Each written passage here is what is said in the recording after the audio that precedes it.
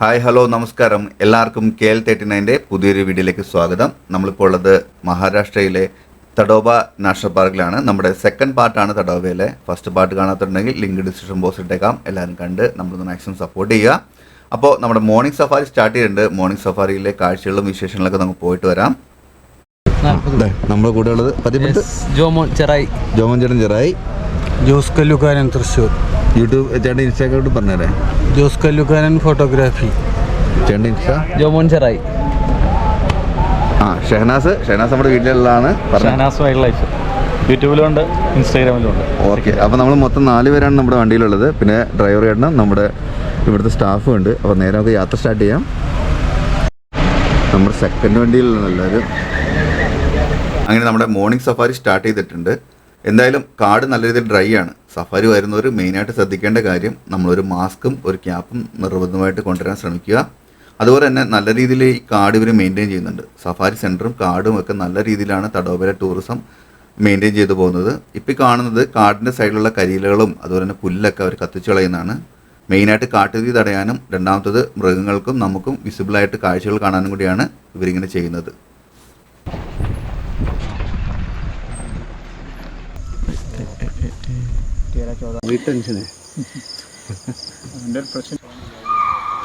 मोर भी ऊपर आ रहा है बेटा, ऊपर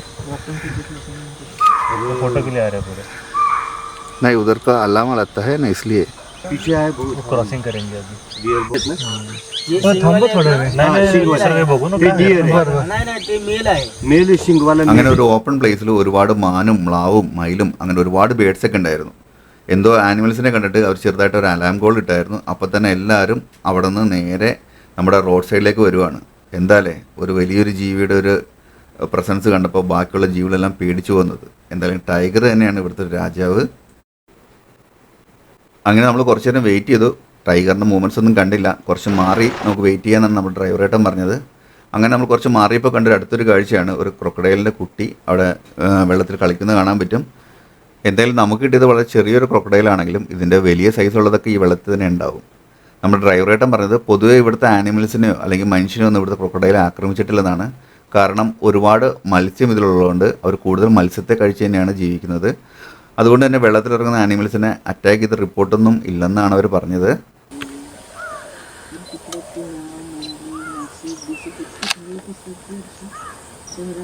അങ്ങനെ നമ്മൾ കുറച്ച് മാറി ഇന്ന് വെയിറ്റ് ചെയ്യുന്ന സമയത്ത് വിത്തിൻ സെക്കൻഡുകളിൽ ടൈഗറിൻ്റെ സൈറ്റിംഗ് കിട്ടി. എന്തായാലും നമുക്ക് അതിൻ്റെ കാഴ്ചകളിലേക്ക് പോകാം. നല്ല സൈസായിട്ടുള്ളൊരു ടൈഗറാണ്.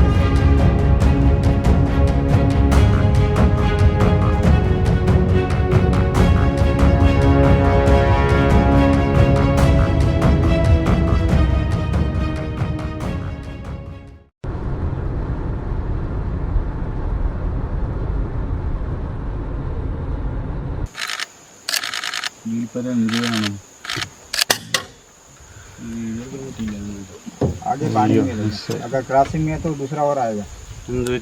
आगे ले देगा. അങ്ങനെ നമുക്ക് അടുത്ത സൈറ്റിംഗ് കിട്ടിയിരിക്കുന്നത് കാട്ടികളുടെ ഒരു കൂട്ടത്തിന് തന്നെയാണ്. നമ്മളിപ്പോൾ വീഡിയോയിൽ കാണുന്നത് ഒരു മെയിലായിട്ടുള്ള ഒരു കാട്ടിയാണ്. നമ്മുടെ വണ്ടിയിൽ ചേട്ടൻ പറഞ്ഞത് ഏകദേശം ഒരു 1500-2000 കിലോളം ഭാരം വരുന്ന ഒരു മെയിലായിട്ടുള്ള ഒരു കാട്ടിയാണിത്.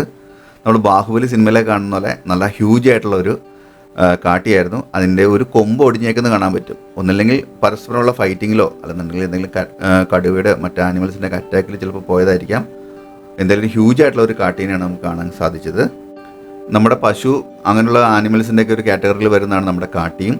ഇതിന് ഇന്ത്യൻ ബൈസൺ എന്നും പറയാറുണ്ട്. ഒരുപാട് സ്ഥലങ്ങളിൽ കാട്ടുപോത്തെന്നൊക്കെ അറിയപ്പെടുമെങ്കിലും ഇത് നമ്മുടെ ശരിക്കും കാട്ടിയാണ്. എന്തായാലും ഇത്രയും ഹ്യൂജ് ആയിട്ടുള്ള ഒരു ആനിമലിനെ അറ്റാക്ക് ചെയ്യാനുള്ള ഒരു പവർ ഈ ഒരു കാട്ടിൽ ടൈഗറിന് മാത്രമേ ഉണ്ടാവുള്ളൂ. ടൈഗറിൻ്റെ ഒരു പ്രത്യേകത എന്ന് വെച്ചിട്ടുണ്ടെങ്കിൽ ടൈഗറിൻ്റെ ശരീരത്തിനേക്കാളും ഇരട്ടി ശരീരഭാരമുള്ള ആനിമൽസിനെ വലിച്ചുകൊണ്ട് പോകാനുള്ള ഒരു കഴിവും ടൈഗറിനുണ്ട്.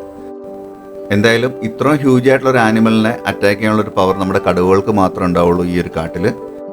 കടുവയുടെ മറ്റൊരു പ്രത്യേകത എന്താ വെച്ചിട്ടുണ്ടെങ്കിൽ കടുവ പിടിക്കുന്ന ഇരകൾ ഇപ്പോൾ ഈ കാട്ടിക്കാണെങ്കിൽ പോലും 2000-ന് മേലെ ശരീരഭാരം തോന്നിക്കുമെങ്കിലും 200-നും 300-നും ഇടയ്ക്ക് ശരീരഭാരമാണ് നമ്മുടെ കടുവകൾക്ക് സാധാരണ ഉള്ളത്. അങ്ങനെ ഒരു കടുവ 2000 മേലെയുള്ള ഒരു ആനിമലിനെ വലിച്ചുകൊണ്ട് പോകുന്ന ഒരു കാര്യം ഒന്ന് ആലോചിച്ച് നോക്കിയേ. അപ്പോൾ അത്രയും പവർഫുൾ ആണ് നമ്മുടെ കടുവ. ഇങ്ങനെ കില്ല് ചെയ്തുള്ള ആനിമൽസിനെ ഹിഡൻ ആയിട്ടുള്ള സ്ഥലത്തേക്ക് വലിച്ചുകൊണ്ട് പോകാനുള്ള കാരണം മനുഷ്യൻ അല്ലെങ്കിൽ മറ്റുള്ള ആനിമൽസൊക്കെ ഈ ഒരു മീറ്റ് എടുത്തുകൊണ്ട് പോയിരിക്കാൻ വേണ്ടിയാണ് കൂടുതലും നമ്മുടെ കടുവകൾ ഇങ്ങനെ ചെയ്യുന്നത്. ഫ്രണ്ട്സും ഫാമിലിയൊക്കെ ആയിട്ട് വരാൻ പറ്റിയ ഒരു അടിപൊളി സ്ഥലവും കൂടിയാണ് നമ്മുടെ തടോബ സഫാരി പാർക്ക്. അപ്പോൾ നിങ്ങളും ഫാമിലിയൊക്കെ ആയിട്ട് വരാൻ ശ്രമിക്കുക. അപ്പോൾ എങ്ങനെ വന്നം ഇങ്ങോട്ട് വരാനുള്ള ഡീറ്റെയിൽസും കാര്യങ്ങളൊക്കെ നമ്മുടെ മുന്നിലെ വീഡിയോ പറയുന്നുണ്ട്. അപ്പോൾ ആ വീഡിയോ കാണാത്തവരുണ്ടെങ്കിൽ കണ്ട് നമ്മൾ മാക്സിമം സപ്പോർട്ട് ചെയ്യുക. പിന്നെ നമ്മുടെ ചാനൽ ആദ്യമായിട്ട് കാണുന്നുണ്ടെങ്കിൽ നമ്മുടെ ചാനൽ സബ്സ്ക്രൈബ് ചെയ്ത് നമ്മൾ സപ്പോർട്ട് ചെയ്യുക. വീഡിയോ ഇഷ്ടപ്പെടാൻ ലൈക്ക് ചെയ്യുക, ഷെയർ ചെയ്യുക. നിങ്ങളുടെ വിലയേറിയ എല്ലാ നിർദ്ദേശങ്ങളും കമൻസും കൂടി ആയിട്ട് നമുക്ക് അയക്കുക.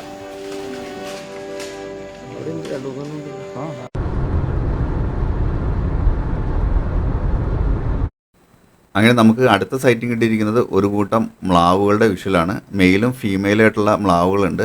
കാരണം മെയിലുകൾക്കാണ് കൊമ്പുകളുള്ളത്, ഫീമെയിലിന് കൊമ്പുകൾ ഉണ്ടാവില്ല. എന്തായാലും കാട് നല്ല ഡ്രൈ ആയതുകൊണ്ട് നല്ല രീതിയിൽ ചൂടും കാര്യങ്ങളൊക്കെ ഉണ്ട്. കൂടുതലും ആനിമൽസൊക്കെ ആണെങ്കിലും ഇങ്ങനെ വെള്ളത്തിലിറങ്ങിയാണ് അവരുടെ ബോഡി ഹീറ്റൊക്കെ മെയിൻറ്റെയിൻ ചെയ്യുന്നത്.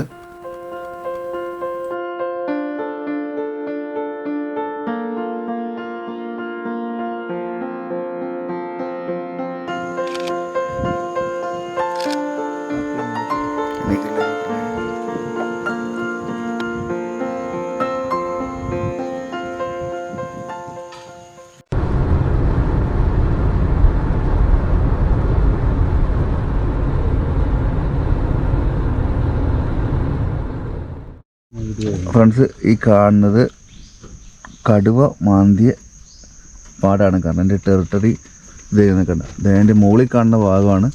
അത് നിവർന്ന് നിന്നിട്ട് അതിൻ്റെ ടോപ്പിലും മാർക്ക് ചെയ്തിട്ടുണ്ട്. അപ്പോൾ ഇത് കടുവയുടെ മാർക്കിംഗ് ആണ്.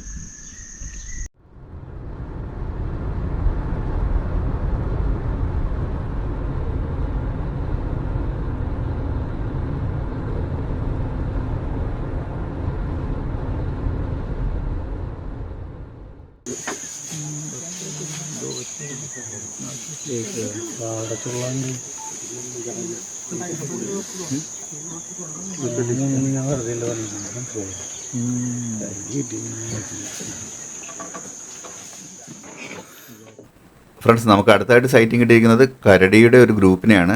അമ്മയും 2 കുട്ടികളടങ്ങുന്ന ഒരു ഗ്രൂപ്പിനെയാണ് കിട്ടിയത്.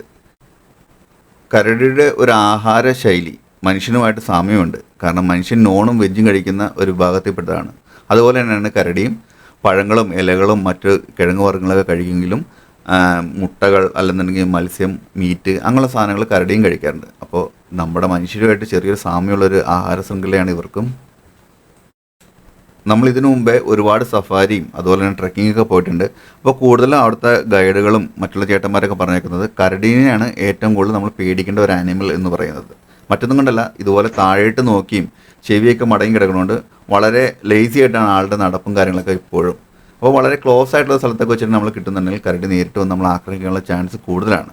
പൊതുവേ മറ്റുള്ള ആനിമൽസിനേക്കാളും കൂടുതലും നമ്മൾ കാട്ടിൽ കയറി പേടിക്കേണ്ട ഒരു ആനിമൽ കരടി തന്നെയാണ്.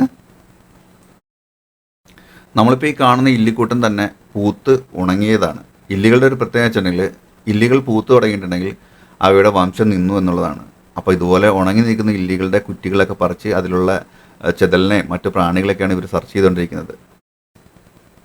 ഞങ്ങളുടെയൊക്കെ നാട്ടിൽ ഇല്ലി അല്ലെന്നുണ്ടെങ്കിൽ മുളംകൂട്ടം എന്നൊക്കെയാണ് പറയാറുള്ളത്. ഓരോ സ്ഥലത്തും വ്യത്യസ്തമായ പേരുകളുണ്ടാവും.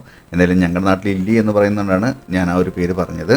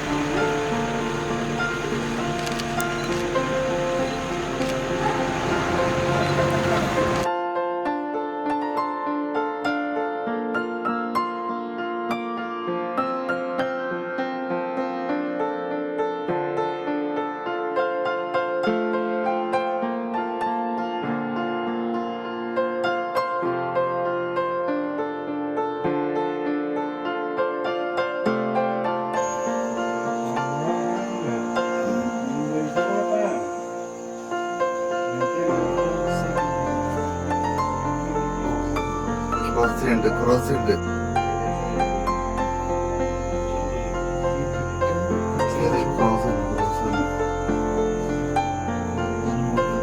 കേരള എനിക്ക് തടസ്സമുള്ളൂ.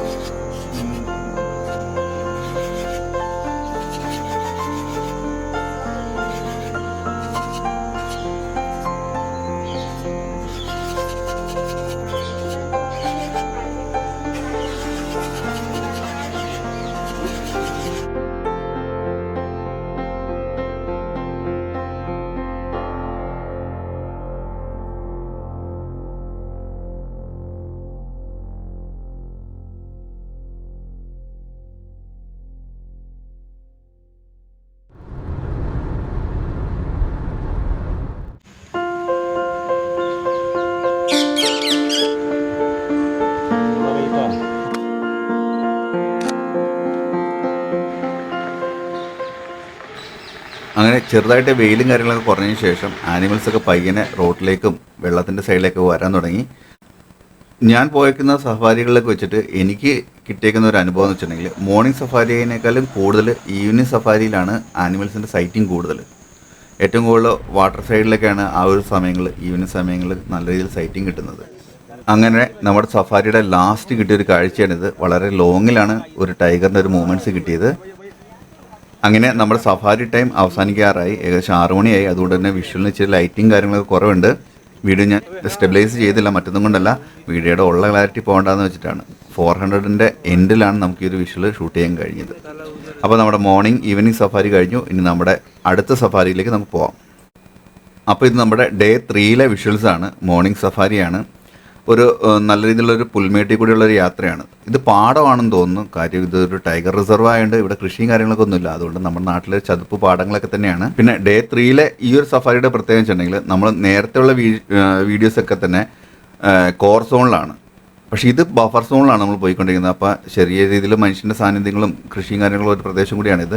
അപ്പോൾ നമ്മളിപ്പോൾ പോകുന്നത് ബഫർ സോണിലാണ്. അപ്പോൾ ടൈഗറിൻ്റെ ഒരു പഗ്മാർക്ക് കണ്ടുകൂടി നമ്മൾ റൂട്ട് റൈറ്റിലേക്ക് പോകും.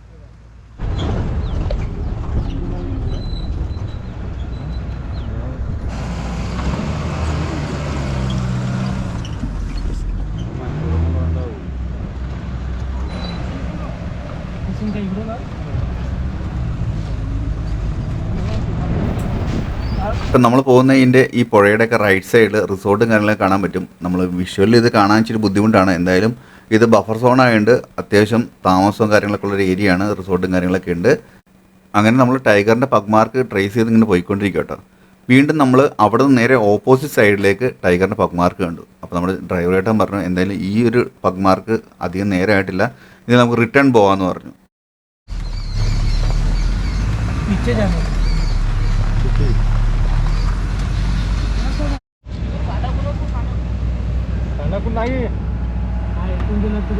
എന്തായാലും പഗ്മാർക്കിൽ നല്ല ഹ്യൂജ് ആയിട്ടുള്ള ഒരു ടൈഗറിൻ്റെ പഗ്മാർക്കാണ്. അതുകൊണ്ട് ഞങ്ങൾ ഒരുപാട് എക്സൈറ്റഡ് ആണ്. അപ്പോൾ നമ്മൾ അടുത്ത ആ മൂവ്മെൻറ്റ്സ് ഉള്ള സ്ഥലത്തേക്ക് പോകുക കേട്ടോ. നമ്മൾ കുറച്ച് ഫാസ്റ്റായിട്ടാണ് പോകുന്നത്. വേറൊന്നും കൊണ്ടല്ല, 2-3 പ്രാവശ്യമായിട്ട് അലാം കോൾ കേട്ടു. ഇതാ നമ്മുടെ ഫ്രണ്ട് സൈഡിൽ കൂടി ഒരു ജിപ്സി പോകുന്ന കാണാൻ പറ്റും, നല്ല ലോങ്ങിൽ നിന്ന്. അപ്പോൾ ആ ഏരിയയിലേക്കാണ് നമ്മൾ പോകുന്നത്. ടൈഗറാണോ? ഇപ്പോൾ നമ്മൾ കണ്ടുകൊണ്ടിരിക്കുന്നത് ഒരു മെയിൽ ടൈഗറാണ്. ഇതിൻ്റെ പേര് വന്നിട്ട് ചോട്ടാത്താടി എന്നാണ്. ഇതിൻ്റെ ഫാദറും സെയിം ഇതേ ടെറിട്ടറി തന്നെ ഉണ്ടായിരുന്നു. ആളുടെ പേര് ബഡാത്താടി എന്നാണ്. ഇത് ചെറുതായതുകൊണ്ട് ഇതിനെ ചോട്ടാത്താടി എന്നാണ് പറയുന്നത്. ഇപ്പോൾ മൂവ് ചെയ്തുകൊണ്ടിരിക്കുന്നത് ബഫർ സോണിൽ നിന്നും കോർ സോണിലേക്കാണ്. നമ്മൾ നിൽക്കുന്നത് ബഫർ സോണിലാണെങ്കിലും ആൾ റോഡ് ക്രോസ് ചെയ്ത് പോയേക്കുന്നത് കോർ സോണിലേക്കാണ്. അപ്പോൾ നമുക്ക് അങ്ങോട്ട് പോകാനുള്ള അനുവാദമില്ല. എന്തായാലും ഇതുവരെയുള്ള മൂവ്മെൻറ്റ്സിൽ നമുക്ക് ഇവിടെ നിന്നും ഒരു ടൈഗർ സൈറ്റിംഗ് കിട്ടും. ഫോട്ടോയൊക്കെ എല്ലാം നല്ലതായിട്ട് കിട്ടിയിട്ടുണ്ടാവും. സൂപ്പറായിട്ട്. ഞങ്ങൾ മെയിൻ